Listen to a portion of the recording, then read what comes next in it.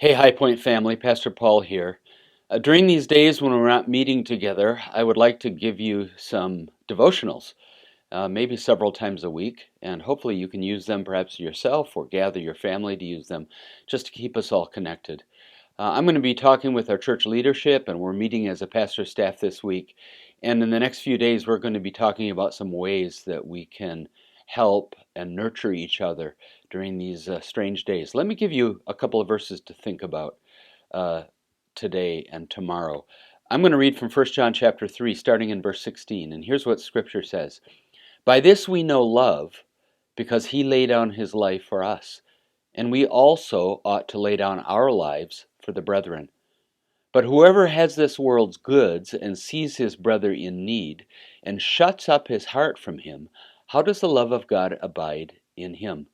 My little children, let us not love in word or in tongue, but in deed and in truth.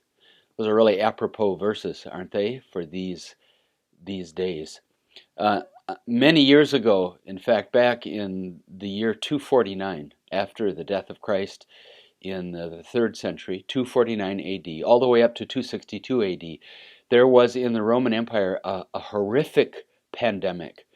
And Christians and non-Christians alike were struck. To this day, they don't know exactly what the disease was, but it was so severe that in the city of Rome alone, 5,000 people a day were dying. And it's interesting that in this horrible pandemic, while the pagan people were looking out for themselves, Christians not only cared for each other, following these verses we just read in 1 John chapter 3, but they were caring for their lost neighbors and friends as well. And because of it, the Christian faith spread like wildfire, because Christians were caring for their own, and it showed the love of Christ, and they were caring for others. Let's let that be an example for us, that in these days we're not panicking, but we're in great faith looking to minister. Now, this is a strange time when we're not meeting together.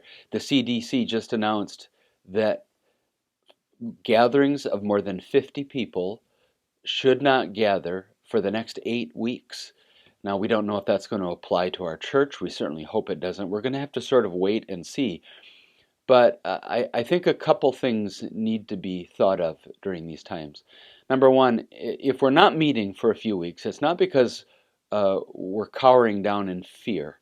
We're not meeting at this time, not because of fear, but because of love. Because we don't want those who might be vulnerable to get sick, and we're showing concern for our neighbors and friends. And we're going to go forward over the next few weeks, um, very carefully, week by week, asking the Lord what we should do. And we will seek to meet virtually by video and in small groups as we are enabled. So stay tuned.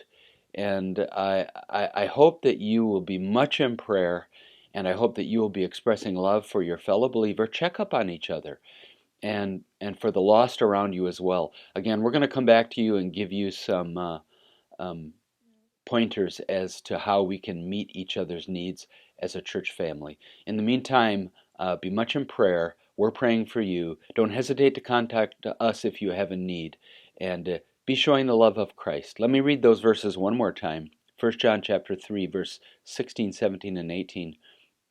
By this we know love, because he laid down his life for us, and we also ought to lay down our lives for the brethren. But whoever has this world's goods and sees his brother in need and shuts up his heart from him, how does the love of God abide in him? My little children, let us not love in word or in tongue, but in deed and in truth.